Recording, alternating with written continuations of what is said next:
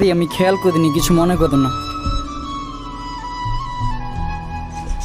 দিদি চল, লেট হয়ে যাচ্ছে, না হলে স্যার অনেক বকবে। হ্যাঁ চল। সুমাইয়া, তুই আর ওই ছেলেটা একে অপরের দিকে তাকাচ্ছিলি কেন রে? মনে ধরেছে নাকি?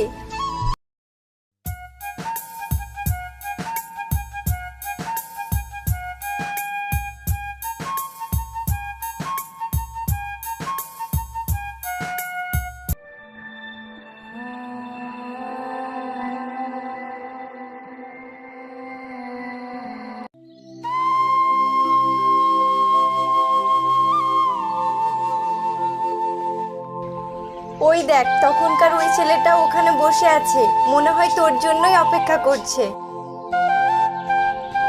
ওই শোনো,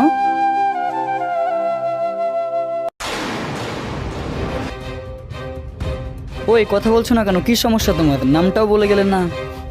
আপনি আমাকে যেতে দিন, না হলে আপনার অনেক বড় বিপদ হয়ে যেতে পারে। বিপদ? কিসের বিপদ? এসব আমি বলতে পারবো না, আমাকে যেতে হবে।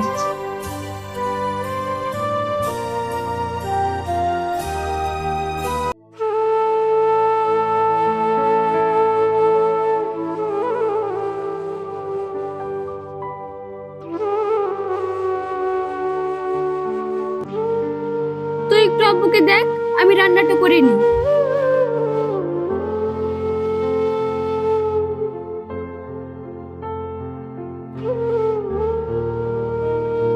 রিয়া, তুই আব্বুকে তুলে বসা, আমি আব্বুর জন্য ভাত খুলে নিয়ে আসি।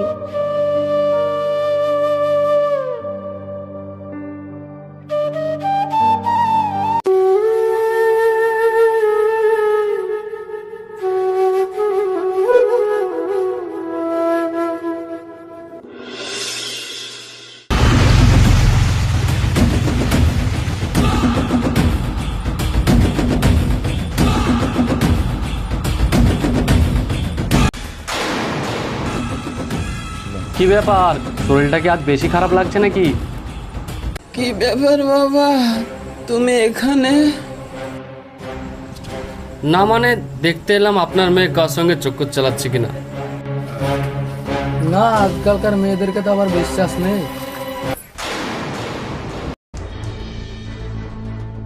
সে আপনি বুঝবেন না। আপনার মেয়ে যদি অন্য জায়গায় বিয়ে দেওয়ার চেষ্টা করেন, আপনার বাড়ি আর আপনার মেয়ে নিলামে তুলবো।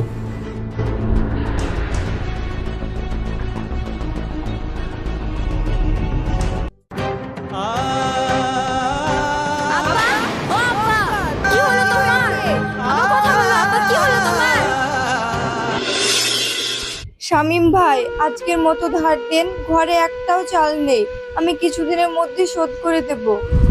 আর বাকি টাকা আমি দিতে পারবো না।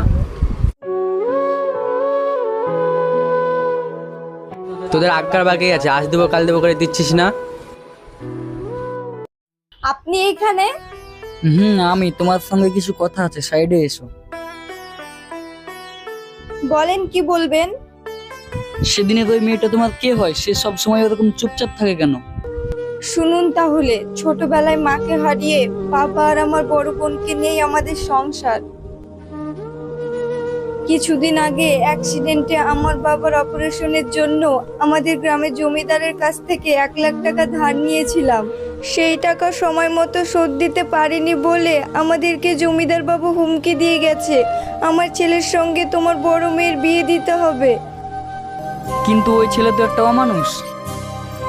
এই জন্যই তো দিদি সব সময় চুপচাপ থাকে, ওকে বিয়ে করলে দিদির জীবনটা নষ্ট হয়ে যাবে।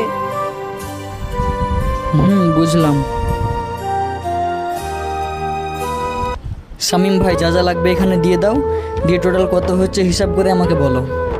ঠিক আছে, এই নে, নিয়ে যা।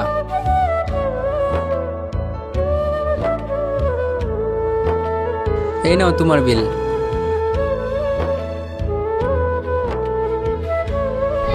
হয়ে গেছে। আপনি যে এত বড় উপকার করলেন সেটা আমি কখনো ভুলতে পারবো না। না না, ও কিছু না, ঠিক আছে, আসি তাহলে।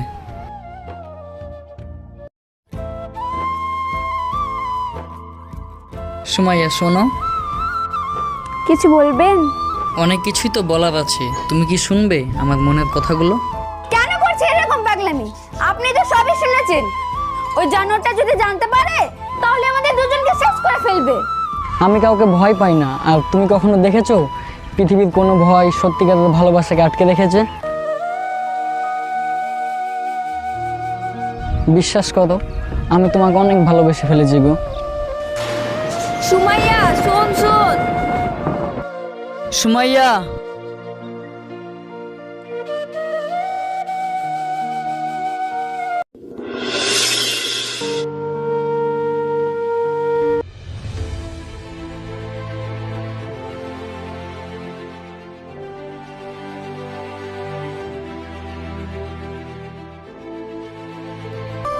ছেলেটার আজ কি হলো? এমন তো করে না, দেখি তো গিয়ে।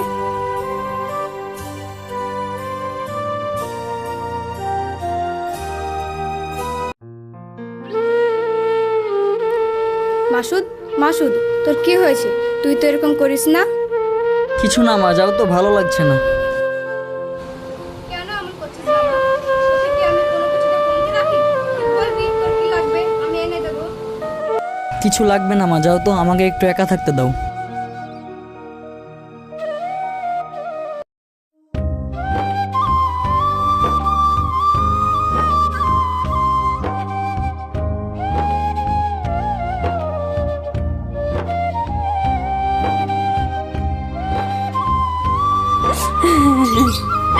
আমি অনেক মাসুদকে ভালোবেসে ফেলেছি রে, কিন্তু কি করব বল? ওই জানোয়ারটা যদি জানতে পারে তাহলে আমাদের দুজনকে শেষ করে ফেলবে। কান্না করিস না দিদি, দেখবি মাসুদ ভাই সব ঠিক করে দেবে। মাসুদ কোথায়? ওর সঙ্গে তুই আমার একটু দেখা করতে পারবি? মাসুদ প্রতিদিন বিকেলে ভাটার ফিল্ডে বসে থাকে, তুই লুকিয়ে দেখা করে আয়। কিন্তু আমার খুব ভয় করছে রে রিয়া। কোনো ভয় নেই, তুই আজ যাবি, এটাই শেষ কথা। ও তোকে তো একটা কথা বলাই হয়নি, সেই দিনের বাজারটা মাসুদই করে দিয়েছিল।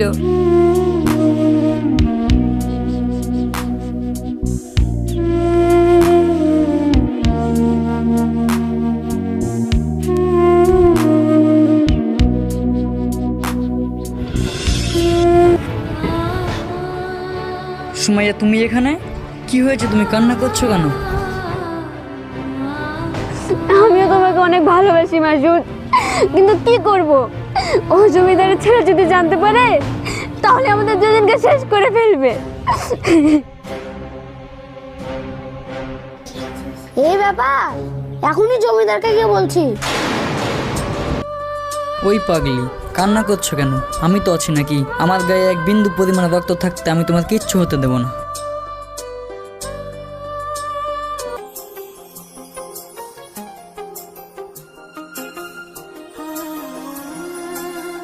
ঠিক আছে পাগলি, অনেকক্ষণ হলো তুমি এসেছো, এখন তুমি যাও, কেউ দেখলে সমস্যা হবে।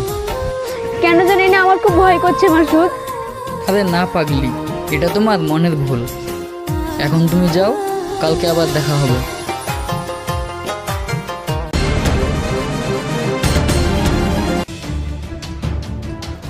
বাবু বাবু, আপনি যে মেয়েটার সাথে বিয়ে করবো বলছিলেন সেই মেয়েটা অন্য লোকের সাথে কথা বলছে। ঠিক আছে, চল তো, আমার পান্ডাগুলোকে নিয়ে যাই।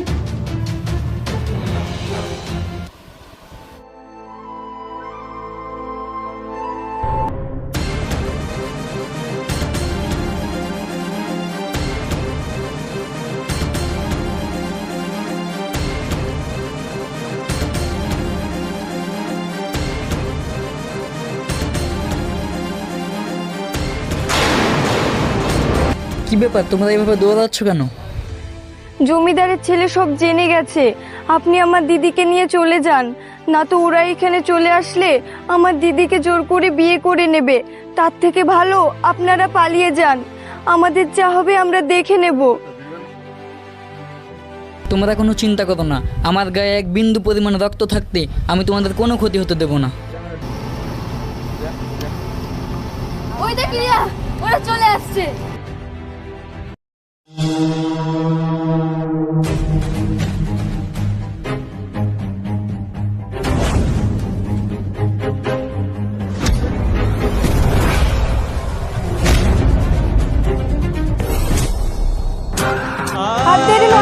তাড়াতাড়ি পালান।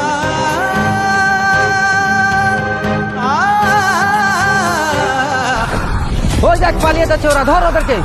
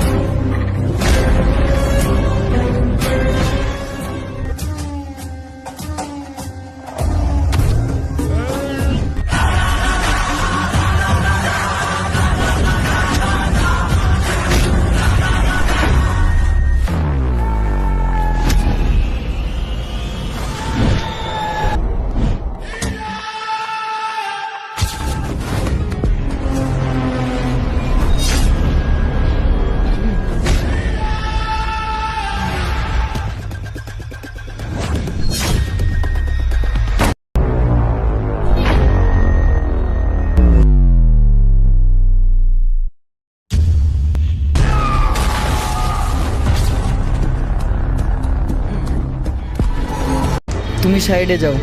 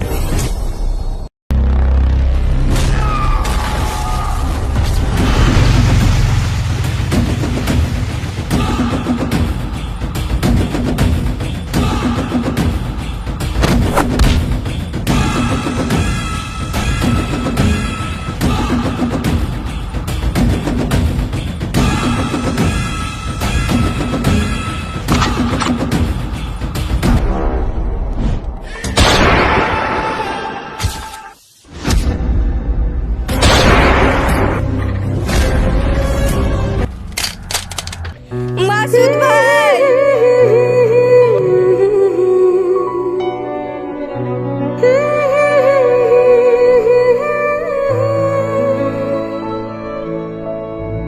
লা